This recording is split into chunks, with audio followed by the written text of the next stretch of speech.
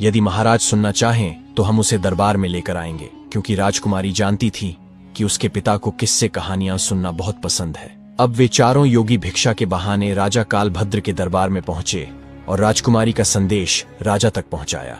योगियों की बात सुनने के बाद राजा ने तुरंत अनुमति दे दी और कहा, यदि हमें तुम्हारी बहन की कहानी पसंद आई तो हम उसे अपने महल में ही रख लेंगे।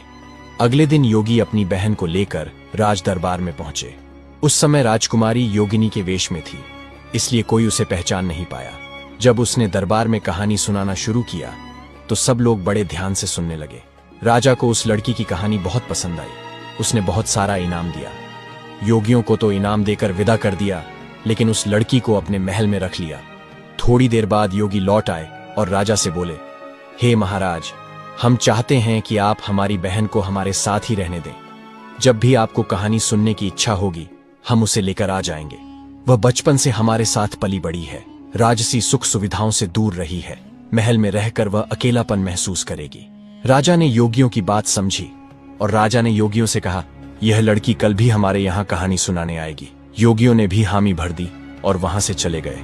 राजकुमारी को पता था कि उसका पति अवश्य उसे ढूंढता हुआ उसके पिता के पास आएगा। अगले दिन ऐसा ही हुआ। जब राजकुमारी राजा को किस्सा सुनाने के लिए उनके राज दरबार में आई तो उसने अपने पति के साथ साथ मंत्री और सेनापति को भी वहीं बैठे हुए देखा। तब राजकुमारी ने सोचा, आज तो ये सभी यहाँ उपस्थित हैं। फिर राजकुमारी ने अपना चेहरा घूंघट से ढका। वह अपनी जगह पर आकर बैठ गई और अपने पिता से बोली, हे राजन, आज मैं आपके लिए एक बहुत ही दर्द भरी कहानी लेकर आई हूँ। यदि कहानी शुरू करने से पहले किसी को कोई जरूरी कार्य हो तो अभी दरबार से उठकर जा सकता है। कहानी के दौरान यदि कोई व्यक्ति बीच में से उठकर जाएगा तो मैं उसी समय अपना किस्सा सुनाना बंद कर दूंगी। राजा ने उत्तर दिया, बेटी, तुम जैसा कहोगी वैसा ही होगा। कहानी के बीच में से कोई नहीं उठेगा। अब राजा और सभी दरबारी किस्सा सुनने के लिए बैठ गए, जिनमें उसका पति और वह विश्वासघाती मंत्री और सेनापति भी शामिल थे। राजकुमारी ने दरबार में अपना किस्सा आरंभ किया। हे सभा के लोगों, इस किस्से को ध्यान से सुनना। कहते हुए वह बताने लगी, किसी देश में एक राजा रहता था जो बहुत ही जालिम था। उसको कन्या से बहुत नफरत थी।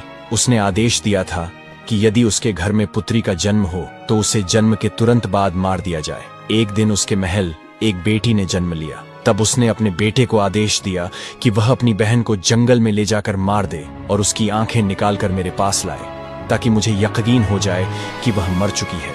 यह सुनकर राजा कालभद्र, जो वास्तव में उसी कहानी का नायक था, सोचने लगा, यह तो मेरे ही जीवन की कहानी है।